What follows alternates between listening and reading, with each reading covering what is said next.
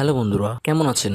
আশা করি ভালো আছেন। আজকে আবারও চলে এলাম নতুন একটি ভিডিও নিয়ে, যেটি আমরা সবার মনেই একবার না একবার কল্পনার মধ্যে হলেও আসে যে পৃথিবীর শেষ প্রান্ত কোথায়, কি আছে সেখানে, অনেক কিছুই চিন্তা ভাবনার মধ্যে চলে আসে। তাহলে চলুন আজকে আপনাদেরকে নিয়ে যাব পৃথিবীর শেষ প্রান্তে এবং কি আছে সেখানে সেগুলো নিয়ে আলোচনা করব। তবে যারা আমার চ্যানেলে নতুন, অবশ্যই আমার চ্যানেলটি সাবস্ক্রাইব করুন এবং সবার আগে ভিডিও পেতে পাশে বেল বাটনটি ক্লিক করুন। আমাদের সবার মনের কোণেই কখনো না কখনো একটা প্রশ্ন ওকে ঝুঁকে মেরেছে, যেটা হলো আমরা যদি কখনো মহাবিশ্বের শেষ প্রান্তে পৌঁছাতে পারি তাহলে কি হবে। কাদের কিনারায় দাঁড়িয়ে যেভাবে আমরা মাথা ঝুঁকিয়ে নিচে কি আছে দেখার চেষ্টা করি, সেভাবে যদি আমরা মাথা ঝুঁকিয়ে দাঁড়াই তাহলে আমাদের মাথাটা কোথায় থাকবে? তখন তো মাথাটা আর মহাবিশ্বের সীমানার মধ্যে নেই। আমরা কি খুঁজে পাবো মহাবিশ্বের চারি? উত্তরটা কিন্তু খুবই হতাশাজনক, কারণ আমরা কখনোই মহাবিশ্বের শেষ প্রান্তে পৌঁছতে পারবো না। এর কারণ কি? এর কারণটা কিন্তু এই না যে যেতে বেশি সময় লাগবে, যদিও কথাটা সত্যি, কিন্তু আসল কারণটা হলো আমরা যদি মহাবিশ্বের বাইরের দিকে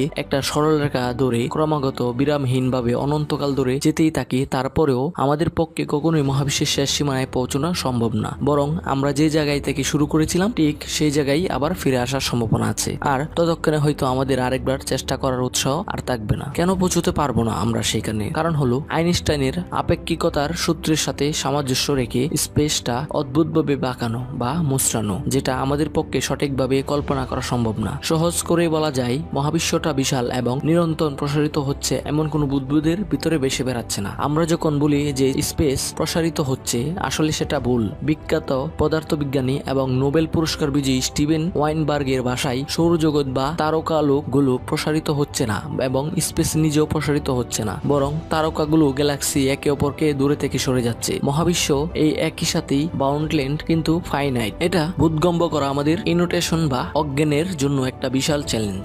জীববিজ্ঞানী জেবিএস হ্যালেন মজা করে বলেছিল, মহাবিশ্বটা আসলে আমরা যতখানি ভাবি তার থেকেও বেশি অস্বাভাবিক, বা যতখানি আমাদের ইমাজিন করার ক্ষমতা আছে তার থেকে অনেক বেশি অস্বাভাবিক। স্পেসের বক্রতার ব্যাপারটা ব্যাখ্যার জন্য একটা উদাহরণ ব্যবহার করা যেতে পারে। ধরুন এমন একজন লোক যে কিনা একটা সমতল ভূমিতে বাস করে এবং জীবনেও কখনো কোনো গোল জিনিস দেখেনি। তাকে যদি আমাদের পৃথিবী এনে ছেড়ে দেওয়া হয় এবং সে আমাদের পৃথিবীর শেষ সীমানায় পৌঁছানোর জন্য হাঁটা শুরু করে, তবে সে কখনোই তা খুঁজে পাবে না। সে হয়তো এক সময় যেখান থেকে শুরু করেছিল সেখানেই ফিরে আসবে। এই ব্যাপারটা নিঃসন্দেহে তাকে কিং কর্তবিমূঢ় করে ফেলবে। সে কিছুতে বুঝতে পারবে না এটা কিভাবে সম্ভব। আমরাও হচ্ছি আরো উচ্চ মাত্রার স্পেসের মধ্যে সেই সমতল ভূমির হতবুদ্ধি মানুষের মতো। মহাবিশ্বের যেরকম কোন স্থানে সেখানে আমরা দাঁড়িয়ে বলতে পারবো এটাই হচ্ছে এর শেষ সীমানা, বা এরকম কোনো কেন্দ্র নাই যেখানে দাঁড়িয়ে আমরা বলতে পারবো এটাই সেই জায়গা যেখানে আমরা সবকিছুর শুরু হয়েছিল এবং এটাই মহাবিশ্বের কেন্দ্রবিন্দু। আমাদের জন্য মহাবিশ্বটা ততদূর লম্বা যতদূর পর্যন্ত আলো মহাবিশ্ব সৃষ্টির পর থেকে আজ পর্যন্ত পৌঁছতে পেরেছে। এই দৃশ্যমান বিশ্ব